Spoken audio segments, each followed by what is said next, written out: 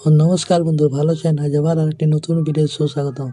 আজ নিয়ে এসেছি কালী পুজো এলে নাজেহাল করে লাইটের পোকা, ঘর থেকে তাড়ানোর সহজ উপায় জানলেই স্বস্তি। চলুন জেনে নাও। দীপাবলির সময় বিশেষ করে সন্ধ্যার পর আলোর চারপাশে পোকামাকড়ের ভিড় বেড়ে যায়। এই সময় আবহাওয়ার পরিবর্তন, আর্দ্রতা এবং হালকা ঠান্ডা পরিবেশ তাদের প্রজননের জন্য উপযুক্ত হয়ে ওঠে।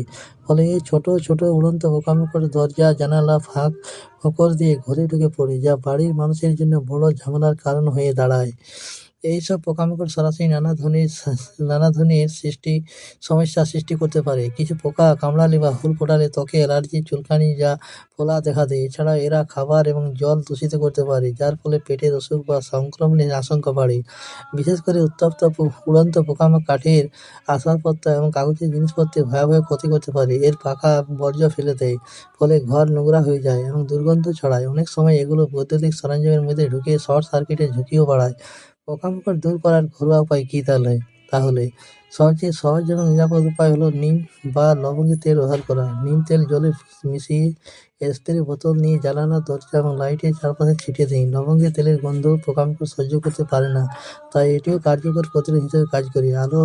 আলো পোকাদের সবচেয়ে বেশি আকর্ষণ করে, তাই সন্ধ্যায় ঘরের ভিতর কম আলো বা রাখুন, বা দরজা দরজা জানালা ভালোভাবে বন্ধ করে দিন। চাইলে এক বালতি জল কিছু ভিনেগার মিশিয়ে আলো লাগানো স্থানে রেখে দিন। পোকামাকড় এতে আকৃষ্ট হয়ে জলে ডুবে যাবে। এছাড়াও লেবুর রস এবং ভিনেগার একসঙ্গে মিশিয়ে স্প্রে করলে ভালো ফল পাওয়া যায়। অন্য কার্যকর উপায় কি?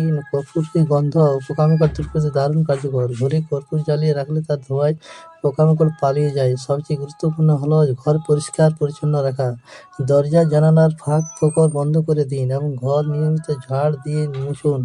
দীপাবলির সময় আলো এবং আবহাওয়া পরিবর্তনের কারণে পোকামাকড়ের সংখ্যা স্বাভাবিকভাবে বেড়ে যায়। এই সময় ঘরকে পোকামাকড় মুক্ত রাখা যেমন স্বাস্থ্য রক্ষার জন্য জরুরি, তেমনি মানসিক স্বস্তির জন্য প্রয়োজনীয়। মূল কথা হলো যে পরিষ্কার পরিচ্ছন্ন পরিবেশ বজায় রাখা, অযথা আলো না জ্বালানো এবং প্রাকৃতিক নির্ভর পদ্ধতি সতর্ক থাকা। সামান্য যত্ন এবং নিয়ম মেনে চলে উৎসবের আনন্দ পোকামাকড়ের ঝামেলা ছাড়াই উপভোগ করা যায়। শরীর